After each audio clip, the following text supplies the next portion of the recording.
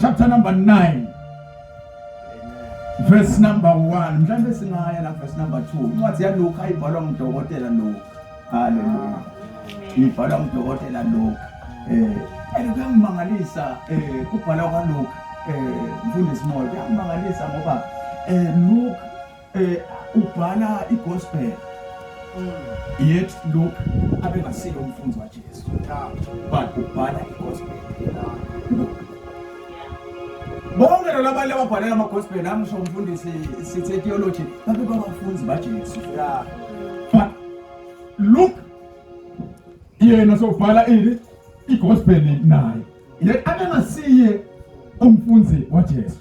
And abe ne-status sakuthiwa ngudokotela ngoba ubhala kwadokotela akufani nekubhala kwebala. Ayibonga inkosi. Ngabhala mina ngibhale incwadi. Hallelujah. Abhale dokotela Nov. Bese sesibuka lesitandla ke noma ke sesibuka ke lo mqondo la kulethile encwadini yakhe. Nemqondo mina lengulethile kule yakami incwadi. Hallelujah. Noma bathiwa ke bazalwane asengithi ke mhlambe sibhala ngaDr. Bheki. Ubhala kwami kuthi awuhluka nekubhala kwaDr. Ndlovu lakubhalile ngabani ngaDr. Bheki. Why? Because ukule office lebudokotela kubona kwakhe nekurizina kwakhe akufani nekurizina kwami. Hallelujah. So le ncwadi yaLuka nani uyabhala uchaza ngaJesu and incwadi zakhe yangichaza nto timbili. La uyabhala ubhalela umngane wakhe Theophilus uyamlandzisa ngetinto letentiwe nguJesu. Hallelujah. And nakabhala ngale tinto ubhala ngetinto lafundzile ngato latatiko. Ayibonga inkosi. Ngani ngandaba uJohane bathi sine sambona samphatha sasinaye. Bona nababhala bathi hayi siphile naye sambona samphatha saba naye. But Luke ubhala yena into layivile noma into layifundzile. And then nakabhala kubhala kwakhe kuba nemehluko. Ayibonga inkosi. Kodwa ngiyaphila lapha angayi lapha. Ayibonga inkosi. Uthi Johane yena thina sasinaye samphatha saba naye samlalela sambona.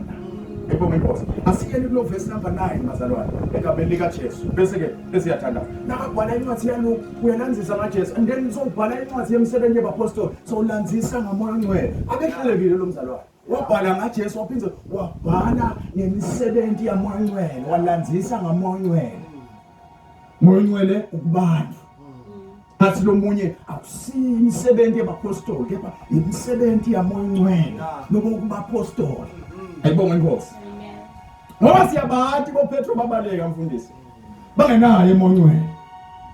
Siyabathi futhi boPetro bema noma sebahlaya but bema bamela livangeli ngoba sebagcwatshiswe ngamandla kamoya longcwele.